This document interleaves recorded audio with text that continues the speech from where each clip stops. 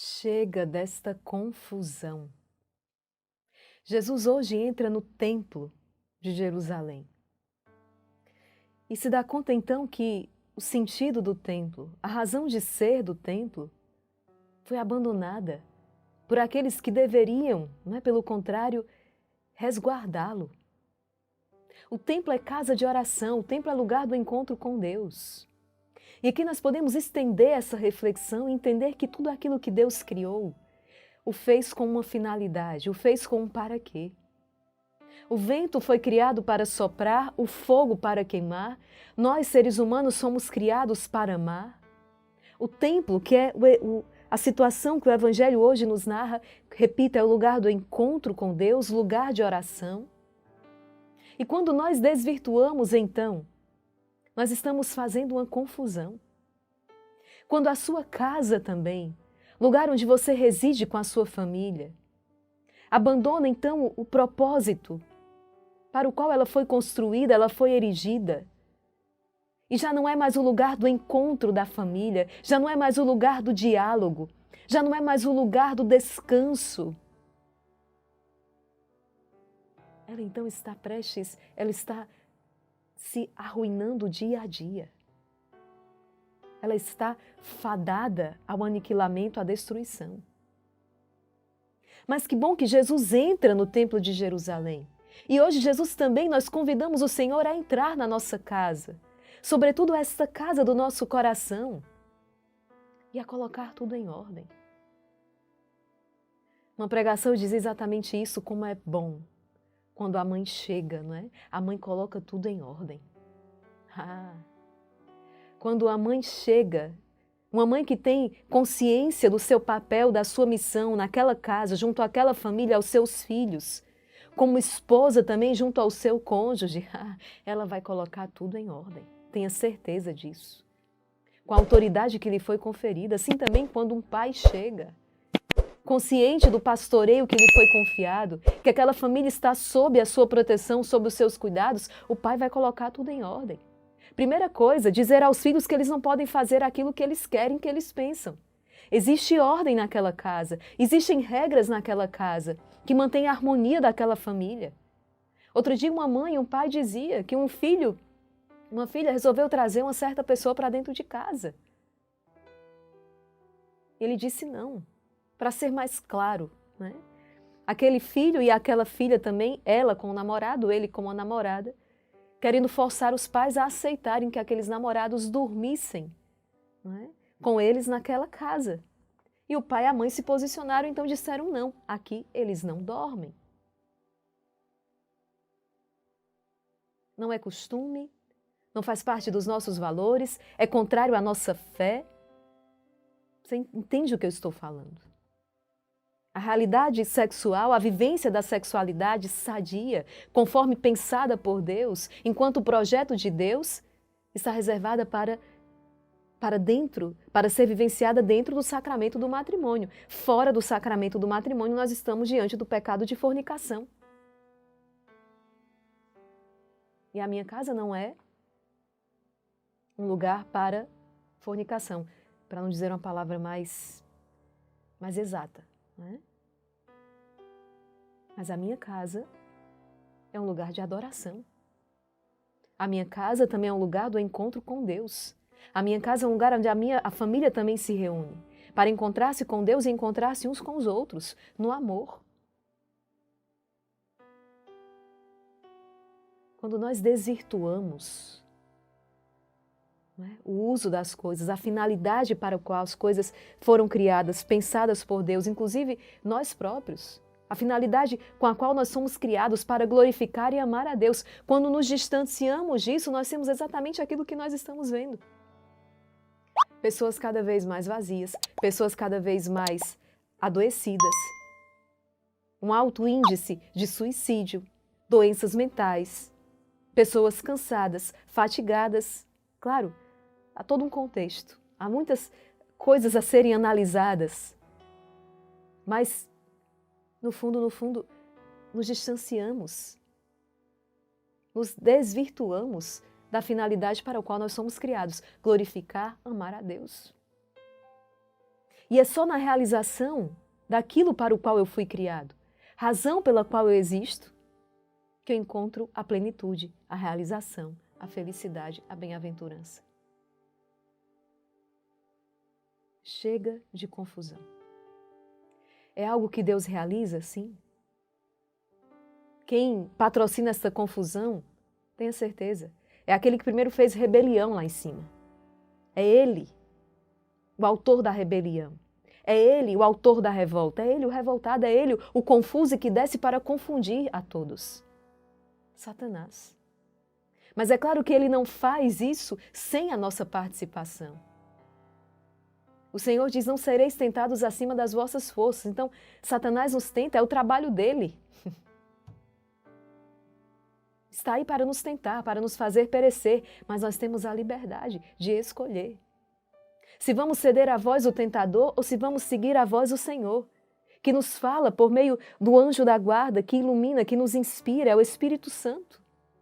O Espírito Santo é um espírito maligno, um espírito de ordem, um espírito de confusão, de revolta. Quando ouvimos a voz do Senhor, somos felizes, realizados, acertamos, vencemos. Quando ouvimos a voz do tentador, perdemos, somos derrotados, fracassamos, estamos confusos. Então hoje o Senhor está dizendo, chega de confusão. Ele deseja colocar ordem.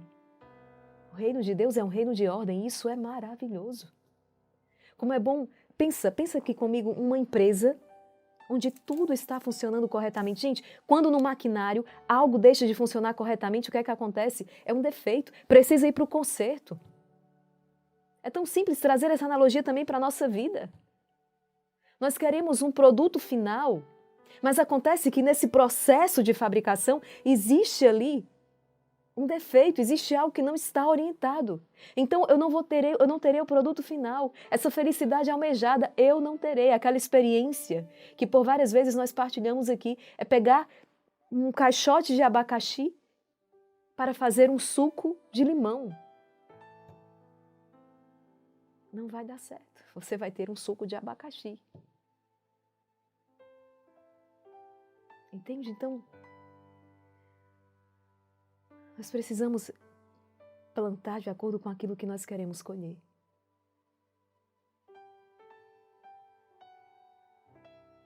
E é isso que o Senhor está falando.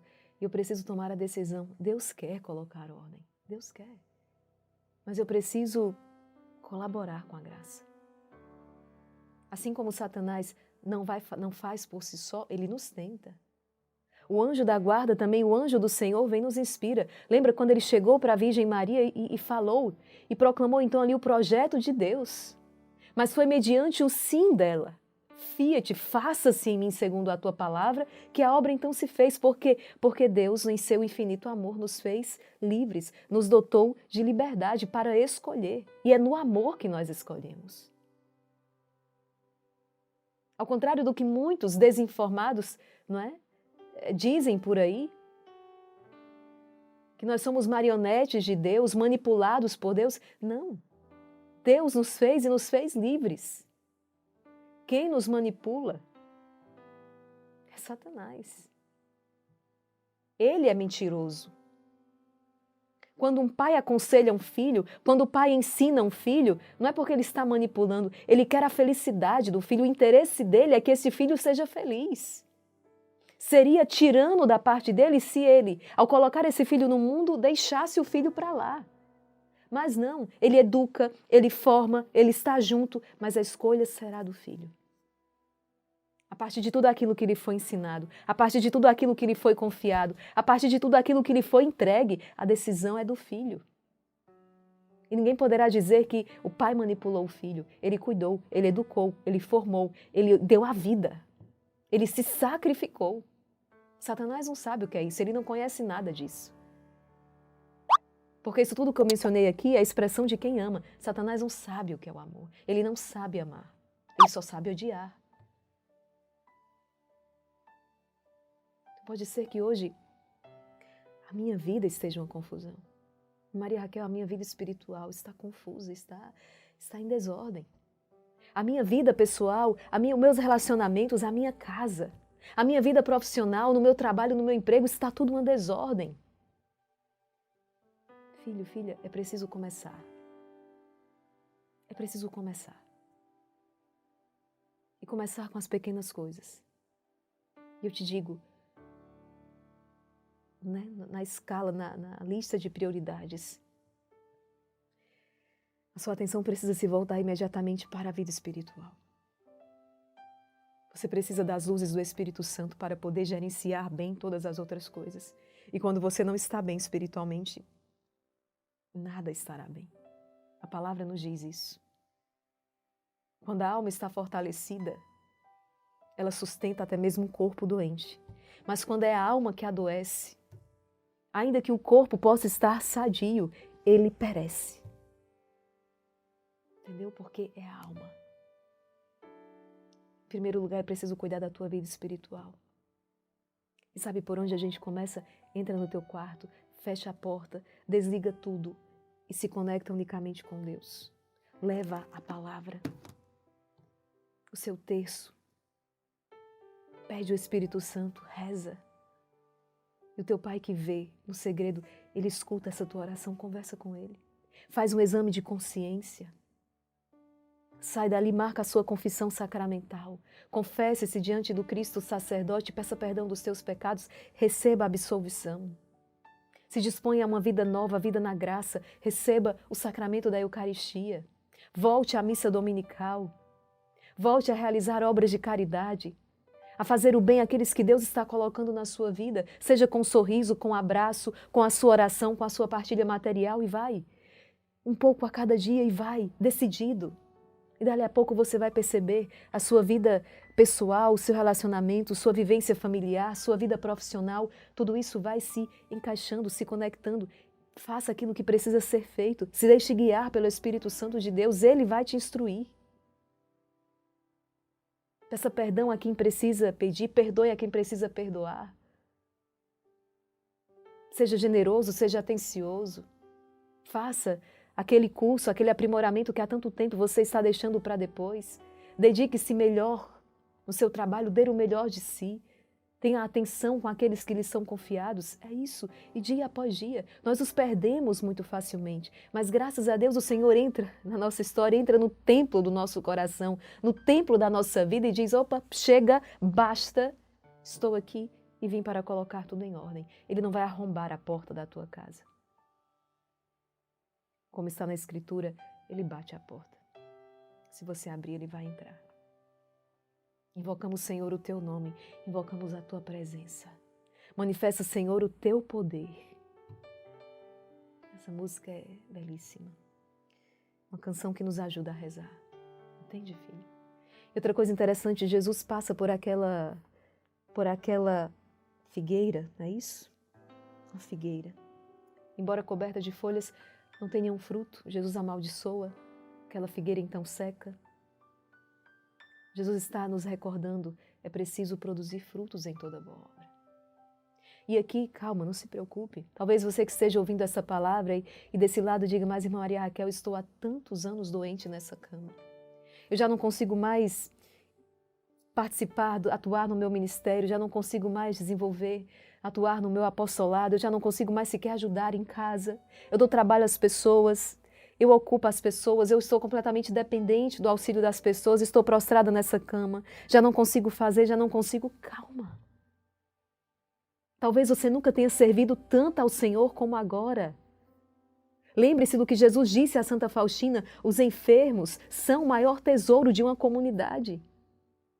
Você pode estar produzindo tantos frutos nessa sua enfermidade como jamais você produziu em toda a sua vida. Mas como, irmã Maria Raquel, quando você une este sofrimento ao sofrimento de Cristo? Quando você, de maneira resignada, consegue ofertar ao Senhor as tuas dores. Quando você se une àquele Cristo que padece, que se oferece na cruz. Diz, eu ofereço todo este sofrimento. Eu ofereço essa enfermidade. Eu ofereço esse sentimento tantas vezes de invalidez que me consome. Eu ofereço tudo isso pela conversão dos pecadores.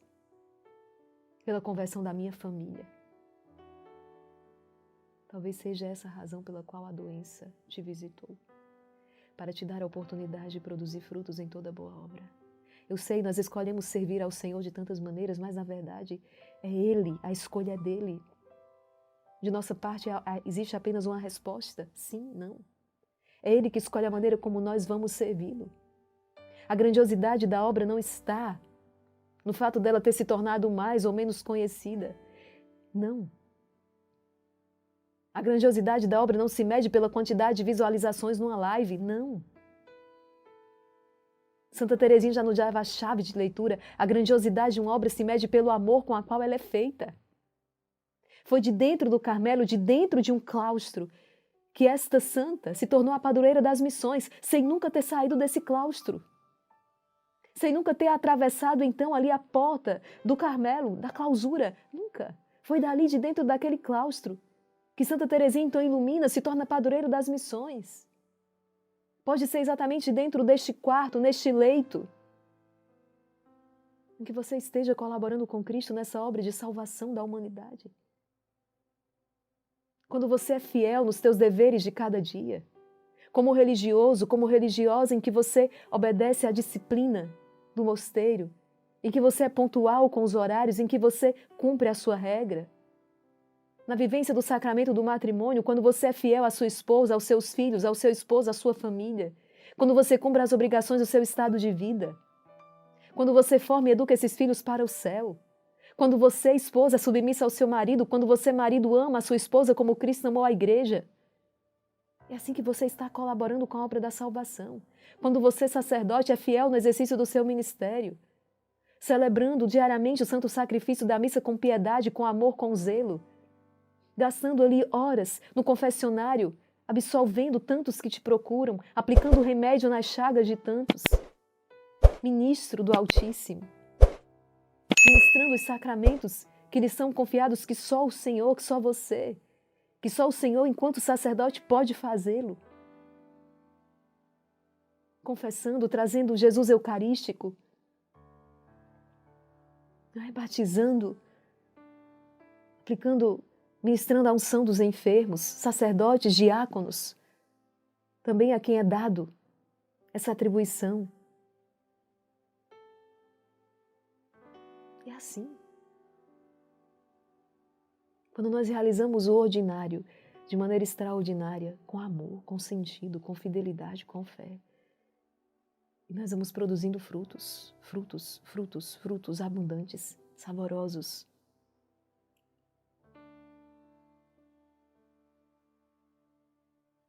Proclamemos esta palavra. Evangelho segundo São Marcos, capítulo 11, versículos do 11 ao 26. Jesus tem uma mensagem final também neste evangelho que nós precisamos ressaltar. Tende fé em Deus. Tende fé em Deus. Tudo o que pedides na oração, acreditai que já o recebestes e assim será. Tenha fé. Creia. Pelo sinal da Santa Cruz, livrai-nos Deus, nosso Senhor, dos nossos inimigos. Em nome do Pai, e do Filho, e do Espírito Santo. Amém. Vinde, Espírito Santo, vinde por meio da poderosa intercessão do Imaculado Coração de Maria, vossa amadíssima esposa. Tendo sido aclamado pela multidão, Jesus entrou no templo em Jerusalém e observou tudo. Mas como já era tarde, saiu para Betânia com os 12. No dia seguinte, quando saíam de Betânia, Jesus teve fome. De longe ele viu uma figueira coberta de folhas e foi até lá ver se encontrava algum fruto. Quando chegou perto, encontrou somente folhas, pois não era tempo de figos. Então Jesus disse à figueira, que ninguém mais coma de teus frutos. E os discípulos escutaram o que ele disse. Chegaram a Jerusalém, Jesus entrou no templo e começou a expulsar os que vendiam e os que compravam no templo. Derrubou as mesas dos cambistas e as cadeiras dos vendedores de pombas. Ele não deixava ninguém carregar nada através do templo e ensinava ao povo dizendo, não está escrito, a minha casa será chamada casa de oração para todos os povos. No entanto, vós fizestes dela uma toca de ladrões. Os sumos sacerdotes e os mestres da lei ouviram isso e começaram a procurar uma maneira de o matar.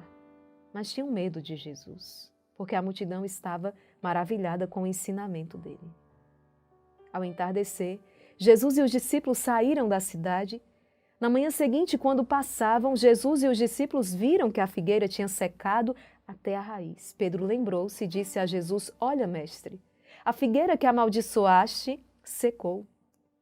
Jesus lhe disse: Tende fé em Deus. Em verdade vos digo, se alguém disser a esta montanha, levanta-te e atira-te no mar, e não duvidar no seu coração, mas acreditar que isso vai acontecer, assim acontecerá. Por isso vos digo, tudo o que pedirdes na oração, acreditai que já o recebestes, e assim será. Quando estiverdes rezando, perdoai tudo o que tiverdes contra alguém, para que vosso Pai que está nos céus também perdoe os vossos pecados. Palavra da salvação, glória a vós, Senhor. É preciso ter fé, é preciso crer. É preciso crer.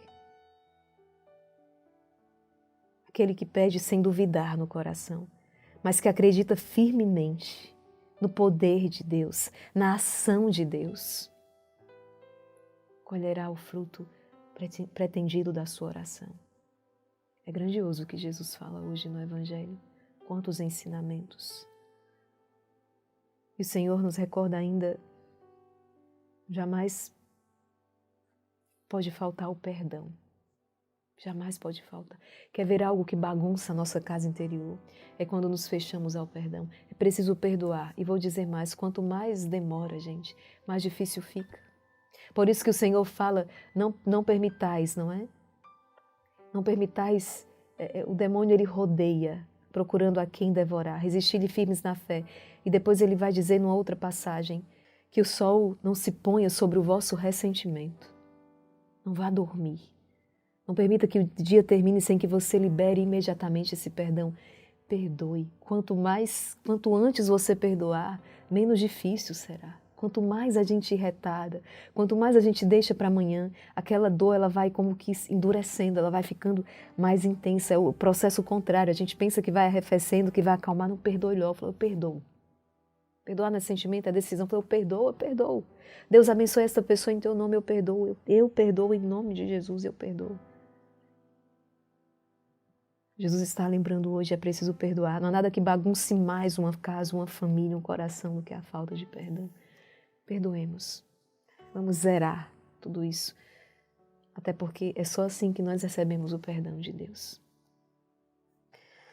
Recomendemos-nos com muita fé a Santíssima Virgem Maria com coração grato por tantos ensinamentos. É o Senhor que para, como um Pai amoroso, para um instante também para nos ensinar. Para entrar na nossa casa e colocar ordem, nos trazendo assim a saúde espiritual, mental, até mesmo a saúde física, a saúde emocional, há poder na Palavra de Deus para todas estas coisas. Obrigada, Jesus. Entra na minha casa e coloca ordem em tudo, Jesus.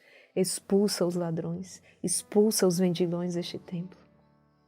Que a Tua Palavra seja o norte, seja a luz, a lâmpada, a iluminar o meu caminho, o caminho da minha família. Rezemos com fé. Pelo poder que lhe concedeu Deus Pai, Ave Maria, cheia de graça, o Senhor é convosco. Bendita sois vós entre as mulheres, e bendito é o fruto do vosso ventre, Jesus. Santa Maria, Mãe de Deus, rogai por nós, pecadores, agora e na hora de nossa morte. Amém. Pela sabedoria que Ele concedeu o Deus Filho. Ave Maria, cheia de graça, o Senhor é convosco. Bendita sois vós entre as mulheres, e bendito é o fruto do vosso ventre, Jesus. Santa Maria, Mãe de Deus, rogai por nós, pecadores, agora e na hora de nossa morte. Amém. Pelo amor que lhe concedeu o Deus Espírito Santo. Ave Maria, cheia de graça, o Senhor é convosco. Bendita sois vós entre as mulheres, e bendito é o fruto do vosso ventre, Jesus. Santa Maria, Mãe de Deus, rogai por nós, pecadores, agora e na hora de nossa morte. Amém. Rogai por nós, Santa Mãe de Deus, para que sejamos dignos das promessas de Cristo. Ó Maria concebida sem pecado, rogai por nós que recorremos a vós. Em nome do Pai, e do Filho, e do Espírito Santo. Amém. Compartilhe esta palavra. Deus abençoe você e até o nosso próximo encontro, se Deus quiser.